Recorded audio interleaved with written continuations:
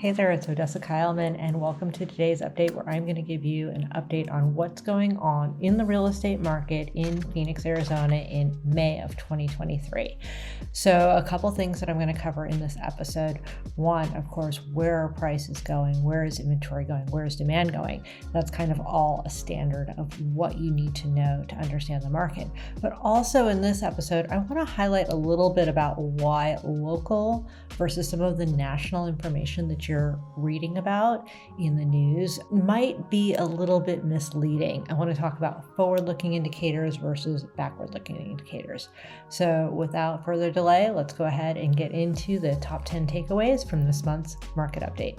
So I'm going to start off with why these local market updates, whether you get them from myself or from another realtor that you know and trust, are so much more valuable than national metrics. And there's a couple reasons. And the one that I'm going to kind of poke on a little bit today is called the Case-Shiller index. And I've actually had several clients come to me with what they're reading in this index and telling me, oh, it looks like the market's still declining in Phoenix, things like that. And the big answer is an absolute no. You don't want to use that information. And there's a couple key reasons that are just absolutely logical why, when something is moving at a fairly rapid rate, you don't want to use a national average or national statistics like the Case-Shiller index. And the first one is the time frame. If you actually go to the index Case-Shiller, which everybody's using, and go down and look at the footnotes. There's a couple things. One is their data is 2 months old. So in May, they're using March data, right, which was 2 months ago. And then also they're using a 3-month moving average. So now March would be their latest, and they'll actually get that probably in June. So let's go back. So May doesn't count. So you're going to go March and April. So they're going to use December, January, February. That's the data that they're using, but we're all the way ahead in May. And as you know, the market in Phoenix and a lot of the country changed so drastically and so quickly with the changes in interest rates that something that's a little bit like using data that's 5 months old to say what's happening going forward is not always your best indication. It's always good to keep longer term information in mind, but we're buying today, not 3 months ago. We're looking at houses that are going to close next month, not what closed 3 months ago. So this is why using local information, you can get it much faster. It takes much less time for local numbers to compile and put things together and see trends than they do on a national level. So that's enough about why local is better and national averages don't make as much sense. Let's go ahead and talk about leading indicators versus lagging indicators. So this is point number 2. So leading indicators are what's currently available on the market, what's currently under contract, getting ready to close. Those are the things that are going to predict what happens next month, the month after, because we need supply and we need contracts to create closings, right? So those are leading indicators. Lagging indicators are things that tell us what already happened in the past. So as an example, closed sales, national averages, census statistics, corporate profits, inflation. These are all numbers that tell us what happened in the market or what happened in the economy. And they're great to know, but they're not always going to tell you what's going to happen moving forward. We really want to look at what the inventory is. How many showings are we getting? How quickly are things going under contract?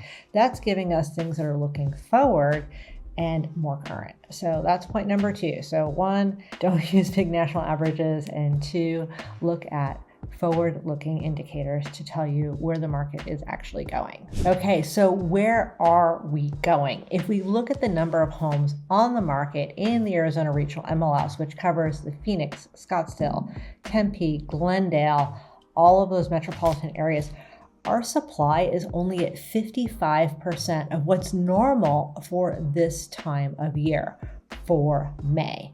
So that's really low. We've got just over half what we normally have. If you go online and you want to look at a house and a price point, maybe you should be seeing 50 listings, but you're seeing 25 because we only have about half of the normal supply available. So supply is low. On the flip side to that, demand is low, but not that low. We're at about 85% of normal. So There used to be 10 buyers on the market, now there's 8. But for those 10 houses, there's only 5. So what that creates is an increase in the index that we like to look at, which is a forward-looking projection, and that one's pretty high right now. So we are actually in a seller's market. Homes at lower price points are getting multiple offers. Sellers are willing to wait if they need to get the price that they want, and that is starting to drive prices up. So with that, point number 4, a subset of this, is that if you're thinking of selling right now, there's not a lot of competition. There's less homes for sale than we typically do this time of year. So thinking of selling, that makes it a good time. On the flip side, if you're thinking of buying, delaying is not going to get you a better price. Now, the best time to buy would have been a few months ago, but that's because we know what already happened. Prices have started to go up. So if you're waiting for a better interest rate, as soon as interest rates go down, prices are likely to rise. So you don't necessarily want to wait for that. So if you're thinking of buying, you just have to find that right house. Of course, I never advocate buying a house that's not right for you, because that's never going to work out no matter what kind of deal you get, unless you're an investor, and even so, that's not really what we're talking about here right now. So prices are rising. If you want a better interest rate, work with a lender. There are some out there. I actually have my preferred lender, which if you want their contact information, I'm happy to share, but they've offered a new program where they're offering a no-cost refi in 2 years or less. So if interest rates do go down and you buy now, you have the opportunity and the benefit of locking in that home price that was based on a payment with a higher interest rate. But within the next couple of years, if rates go down, you can decrease your rate, not have to go through a whole refi, and it's really a win-win.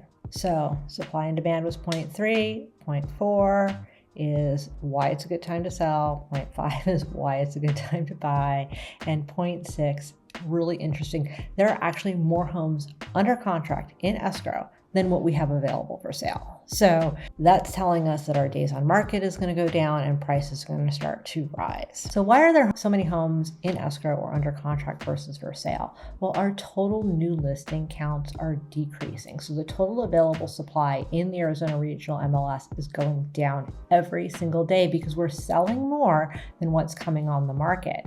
And that number right now is 246. So every week, it's a weekly change. So if we look at what the total inventory is this week versus last week, it's going to be about 246 less houses. And that just means less selection for the buyers that are out there. And that puts upward pressure on pricing. So on a good note, if you're buying, is that seller paid closing costs are still pretty high.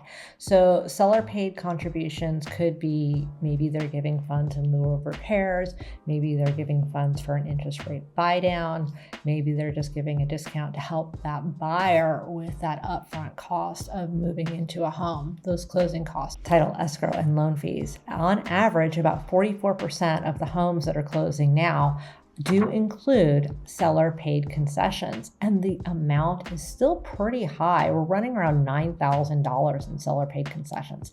That's not to say, and I am not saying that if you buy a house, you can get the seller to contribute $9,000 to your closing costs. It varies widely.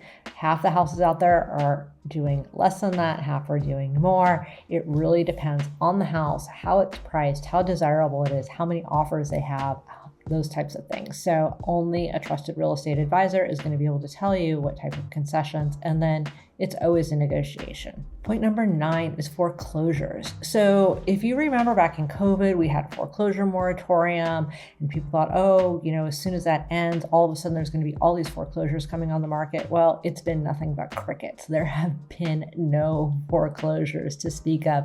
And if you read a headline that says, oh, foreclosures doubled. Oh, if we went from 10 to 20, whoop. It's still nothing in comparison to our long-term historical number of foreclosures. We are still at record lows. So in conclusion, prices in the Phoenix metro area are on the rise again this spring. Not as extreme as it was last spring, thankfully, and hopefully the market stays relatively calm.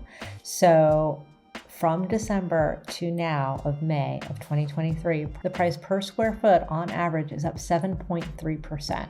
So good news for sellers, not so great for buyers, but everybody wins when prices are continuing to go up. Because as soon as you buy a house, if you're a buyer, as soon as you buy a house, you're going to want the prices to go up, not go down. So now is definitely a healthy market.